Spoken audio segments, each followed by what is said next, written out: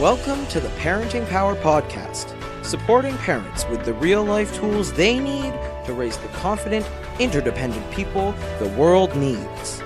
Gail Bell and Julie Friedman-Smith interview experts who share their knowledge to assist parents in creating a home environment where kids can thrive. Hello, this is Julie Friedman-Smith. And I'm Gail Bell. We are so excited about today's podcast because, as you likely already know, Gail and I are huge fans of our guest today, Janell Burley Hofmann. Janell is the author of the book iRules, What Every Tech-Healthy Family Needs to Know About Selfies, Sexting, Gaming, and Growing Up.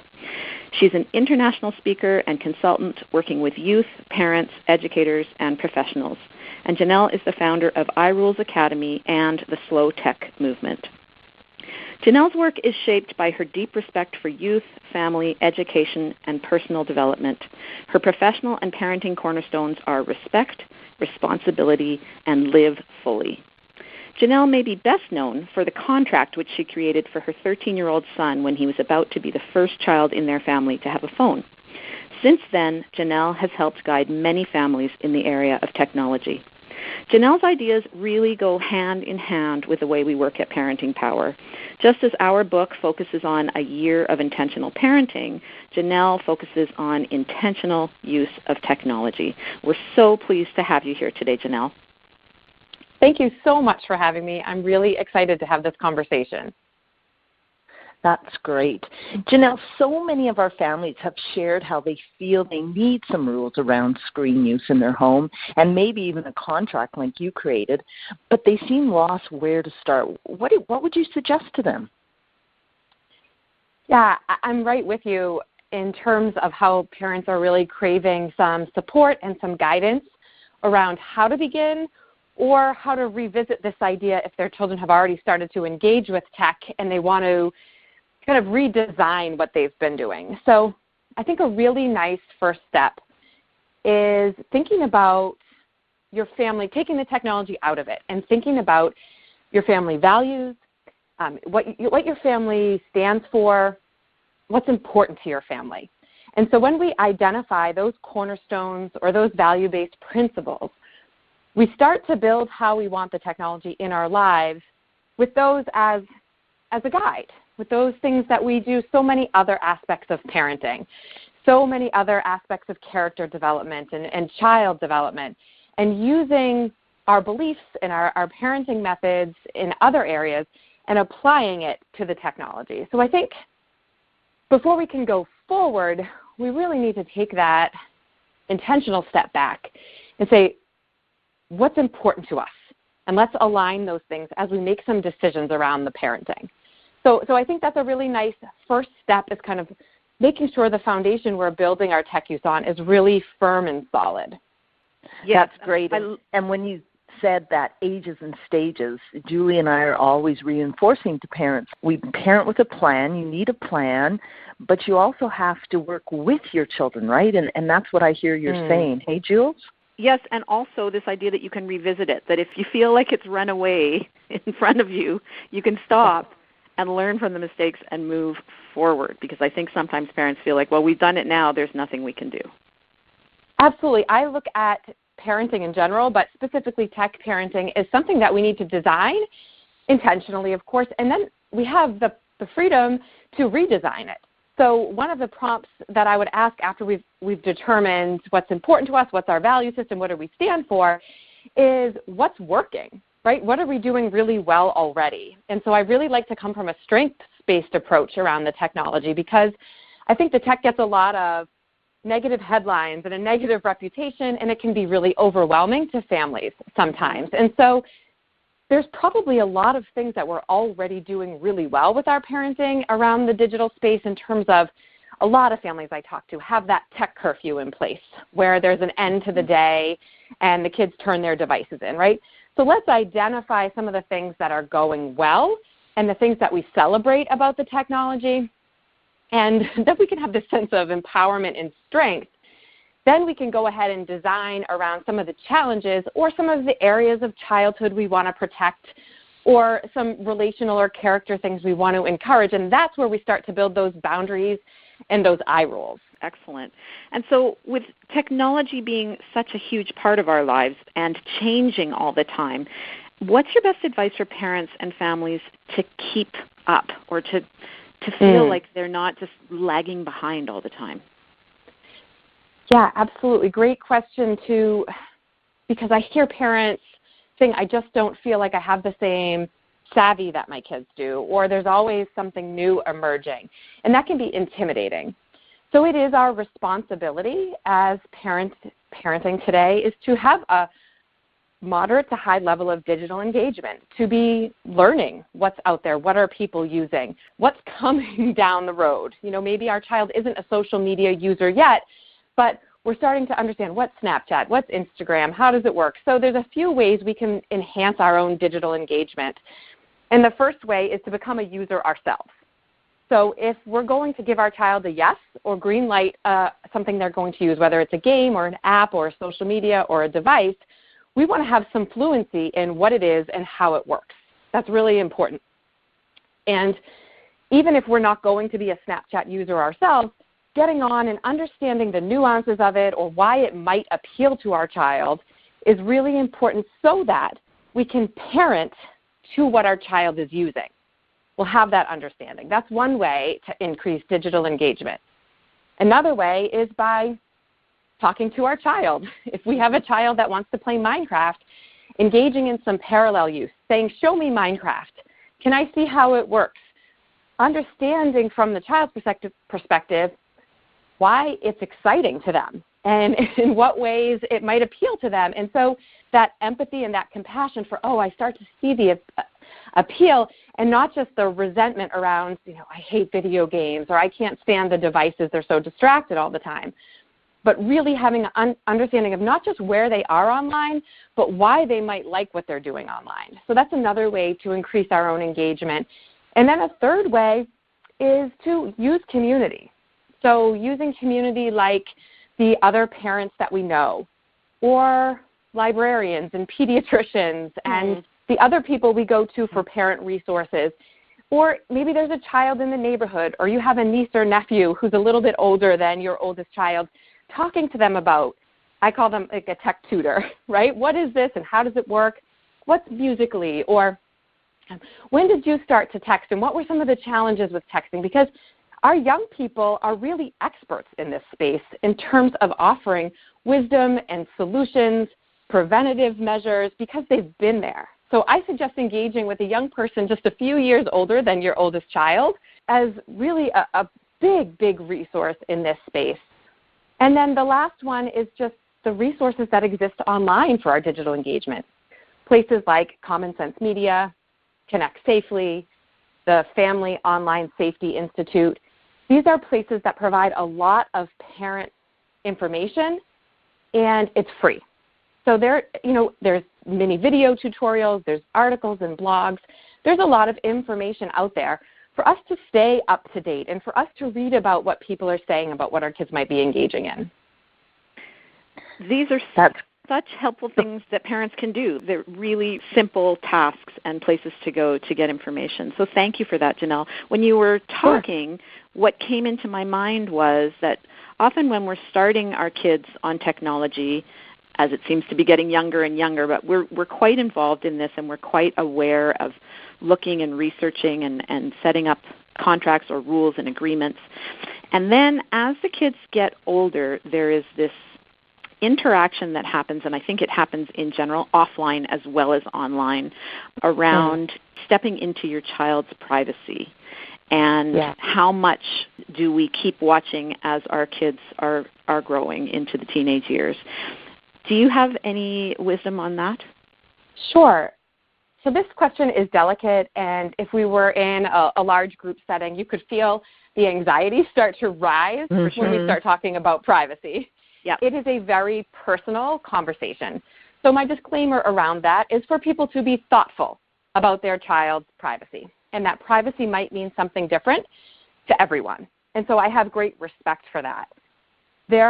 With that being said, I have a part 2 disclaimer, which is that at a very basic, very primary level, it's our job to keep our children safe. And so some of our children might have different needs. I certainly work with families and young people who have needs across all spectrums. And so when our child is at risk for putting themselves in harm's way, or they just take a lot of risks or have a lot of impulsive behaviors for whatever reason, or their safety, their well-being, their health is at stake because of who they are or the behaviors they exhibit, we're going to parent a little tighter online, just like we would away from the screens, right? So if we have a child that constantly runs into the road as a toddler and doesn't let the natural boundary of the lawn going to the street or the hops the fence, we're going to want to have them in pretty close proximity to us. But most of our kids will engage in a typical way online. And with that, we want to allow for a certain amount of developmental appropriate freedom. When we see that our kids are exhibiting good character, making good choices, using technology as part of their full development on a whole person spectrum. So I like to look at their social emotional health, their physical health. Are they engaged? Are they doing their academic health? Are they coming to the dinner table when it's time or doing the chores and responsibilities? So is technology a part of their lives, or is it being used in a way that is appropriate for who they are and what they do? And in that case, I like to be intentional in how I parent and how I think about privacy, just like I would if, when I was growing up, I imagine if my mom heard every conversation I had on the playground or at the park or at the pizza shop or everything I ever said on a landline telephone call. She probably wouldn't have been too impressed all the time. And so it's natural to experiment with language, boundaries, relationships.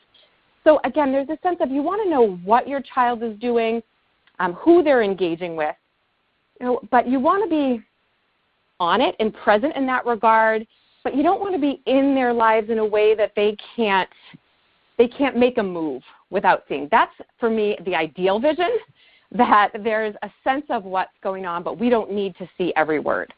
That's my personal philosophy, but I do understand that families have a variety of different needs and have to make different decisions to meet their child where they are. That is such great advice, and advice Julie and I would back up 100%. And I just want to move back with what I heard you say, as far as being responsible about what's happening with technology. And at Parenting Power, we always express it's not what you do to your child, but it's what you do with your child.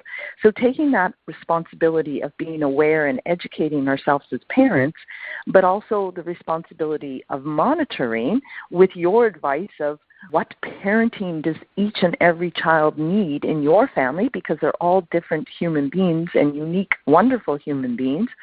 But it's also, I hear you saying, doing it with them. Mm-hmm. We have so many parents saying, well, we just sneak and look at their phone when they're not around. And if we can have a more honest, open, consistent communication with our children about technology, because it is an amazing tool, and work with them and maybe, show me what you're on and show me together. I just love that, and I think kids appreciate the respect then that we're showing them as well. Yeah, I love the way that you're putting that, like the with them. And I see all of parenting. So I'm parenting 5 children. So my children right now are 10, 12, 13, 15, and 18. And so I'm really living this too. So so I do want to say that I understand the challenges that it presents, and it's not just theoretical, what I'm sharing. No.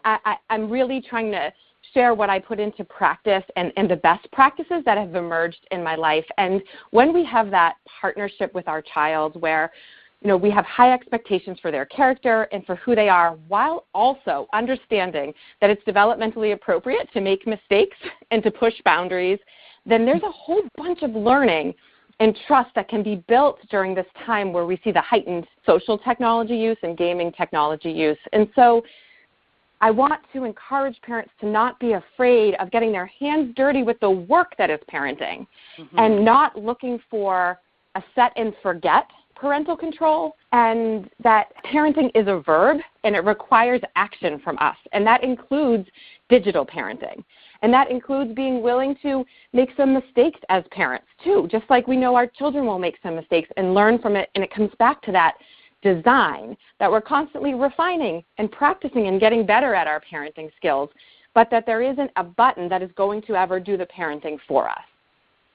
That's right. Or just one contract, right? Like to start, right. if that's going to work for your family, and then we just as needed. That's great. So we have one more question. We're curious about your slow tech movement. Are there a few tips you can help us how to get started as a slow tech family? Absolutely. So slow tech doesn't mean no tech. You can be wildly in love with the technology and the internet, but it's about using it for its highest good and being on purpose and intentional in that use. So what does that mean? It means thinking about what we say yes to for our technology. What games are we approving? What apps? How are we thinking about our child as a whole person? How are we making sure that the technology can be part of their development, can enhance their lives and their knowledge, but also doesn't take away from things that we value as families? So that might be different for every family, right? A family might value outdoor playtime. So making sure that that's a value, or creative play, that we're setting some boundaries so that can still exist even though the internet and technology exists. It might mean setting some boundaries that are consistent, like that tech curfew we talked about, or perhaps family mealtime is device-free. So thinking about what shape you want the tech to have in your house. And this also means looking at our own behaviors as adults around technology. And like you, I am not in the business of parent shaming. I think we're hard enough on ourselves as it is. But what I do ask families to do is be reflective in how they consider and model their tech use, because I certainly know from working with thousands and thousands of students both in the U.S. and outside of the U.S. that our young people are craving our presence. They're craving even just a little connection, a little eyeball-to-eyeball time with the adults they really care about. And so how can we design those iRules for our kids? And keeping our kids safe and healthy is really important. But what about us? And what about our own well-being and our own hyper-connectedness? And where can we find some time to step away from our devices and to be present in other areas of our lives too? And it's not to villainize the tech. It's just to look at how can I get the most out of it, but still value and prioritize life away from the screens. Oh, Janell, thank you for your wording of all of that information. We are with you. I think we're all working to spread the same message and to really support families in connecting and not feeling that disconnect that seems to be spreading through this generation a little bit. So thank you so much. It's been very valuable to hear you. If listeners want to find out more information from you, where is the best place for them to follow you? Certainly my website, janellburleyhofmann.com. But also I'm on Twitter and Instagram at JanellBH, and on my speaker Facebook page, Janell Burley Hofmann. And there's a lot of places on my website where they can view the contract, the original contract I wrote for my son, and subsequent contracts that I've written for my other children. And there's even a free contract builder right on my website if you click Make Your Own iRules. That will send you through some prompts to consider as you try designing your own set of iRules. That's fantastic. Thank you so much, Janell. Thank you so much for having me. It's been great.